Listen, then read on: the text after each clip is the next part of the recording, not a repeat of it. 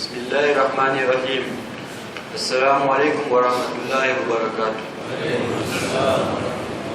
Le mois de Muharram est une période de deuil pour les Ahlul Bayt et leurs adeptes. L'imam al-Raza alayhi salam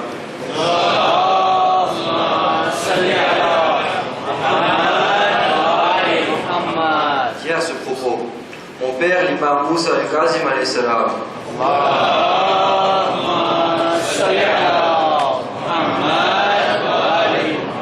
cessait de dire dès le premier jour de ce mois.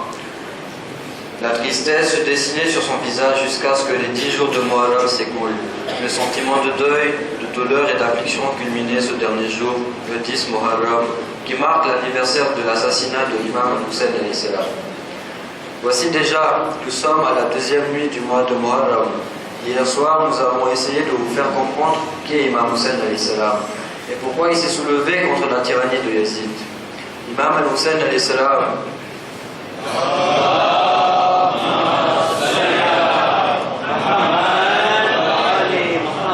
lors de l'annonce de son soulèvement contre Yazid ibn Muawiyah a dit: je ne me suis pas soulevé de gaieté de cœur, ni pour une quelconque insatisfaction personnelle, ni par subversion, ni injustement. Je me suis soulevé pour réformer la Ummah de mon grand-père, le messager de Dieu, pour commander le bien et interdire le mal, et pour suivre les traces de mon grand-père et de mon père. Aujourd'hui, nous allons vous raconter les traîtrises des habitants de Koufa, qui ont invité l'imam et sa sainte famille à venir chez eux. Plusieurs personnes étaient prêtes pour se soulever contre le gouvernement de Yazid.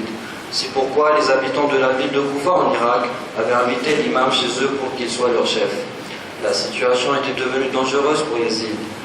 Avant de quitter la maison de Dieu, l'imam Hussein avait accompli le pèlerinage. Il a dû écourter les rites de ce dernier, car il avait compris que les espions de Yazid étaient venus à la maison de Dieu en pèlerin afin de le tuer pendant les rites de ce devoir sacré. Imam Hussein alayhi salam savait que son assassinat était inévitable. Il était déterminé lui aussi à ne pas prêter le serment d'allégeance à Yazid, l'imposteur. Il quitta donc la maison de Dieu pour aller vers Koufa, en Irak, où les gens l'attendaient. Quand Yazid avait appris que l'imam se rendait à Koufa, il envoya son armée pour aller barrer la route à l'imam, afin de ne pas arriver à Koufa et d'obtenir son allégeance. Et quand les gens de Koufa avaient appris cela, ils avaient eu peur de massacrer par les combattants de Yazid. Quand l'imam se dirigeait vers Koufa et avant d'y arriver, il envoya Muslim ibn Aqil, son cousin, pour voir si les gens de cette ville étaient toujours fidèles à leurs paroles.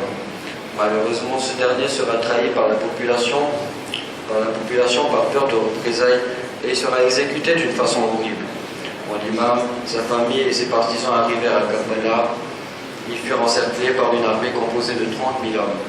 Comme disent plusieurs historiens, ils restèrent affamés et assoiffés durant toute cette période. Pendant ce siège, qui dura 10 jours, l'imam Hussein alayhi salam consolida ses hommes pour un combat inégal et inévitable. Rappelant aux musulmans leur devoir de s'opposer à Yazid, l'imam Hussein alayhi salam dit: aux gens, le messager de Dieu a dit: celui qui va insultant injuste, qui rend légal ce que Dieu a interdit, qui transgresse le pacte qu'il a conclu devant Dieu, qui dévie la sunna du messager de Dieu, qui agresse les musulmans et commet des péchés contre eux, sans qu'il s'oppose à lui, à ce sultan, ni par une parole, ni par une action, Dieu lui réservera obligatoirement le même traitement qu'il réservera à ce sultan. Inch'Allah, demain nous allons vous raconter les événements qui se sont passés à Karbala. C'est vrai.